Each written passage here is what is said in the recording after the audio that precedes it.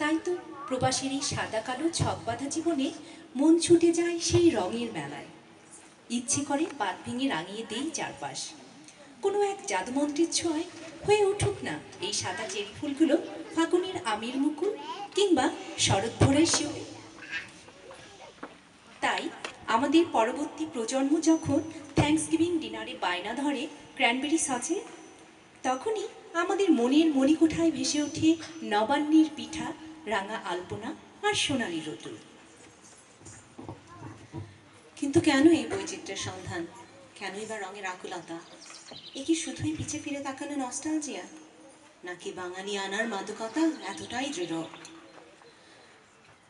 অনন্য এই দেশটির জন্য আমাদের এই টান যদি আমাদের দৈনন্দিন আর সাংস্কৃতিক অভ্যস্ততাকে ছাড়িয়ে আরও বেশি কিছু হয়, তাহলে কেন না তার একটু ছোঁয়া ছড়িয়ে দেই আমাদের পরবর্তী প্রজন্মের কচি প্রাণে। তারা জানুক রূপকথার মতো এই দেশটিতে রঙিন সাজে নিজেকে সাজাতে অপেক্ষা করতে হয় না দীর্ঘ শীত শেষের সামারের। চোখের পলকেই উধাও হয়ে যায় না বসন্ত। আর কখনো বা যদি লাল, হলুদ, সবুজ, কমলা ছাড়িয়ে একটু কালো রং দেখা যায় ঈশান কোণে, আমরা জানি কালবৈশাখী আসছে সব জরা আর গ্লানিকে মুছে ধরাকে শুচি করতে।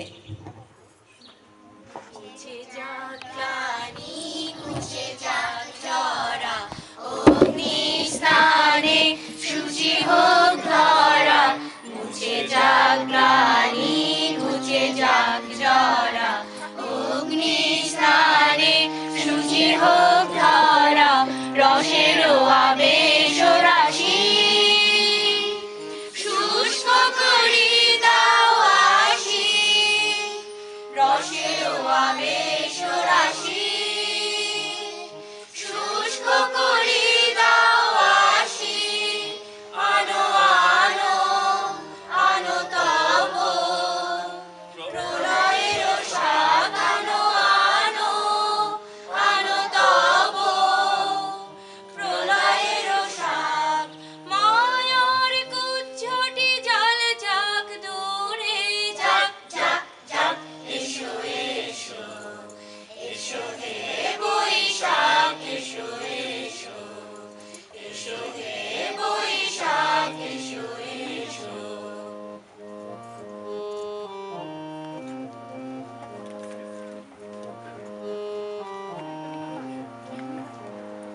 যাক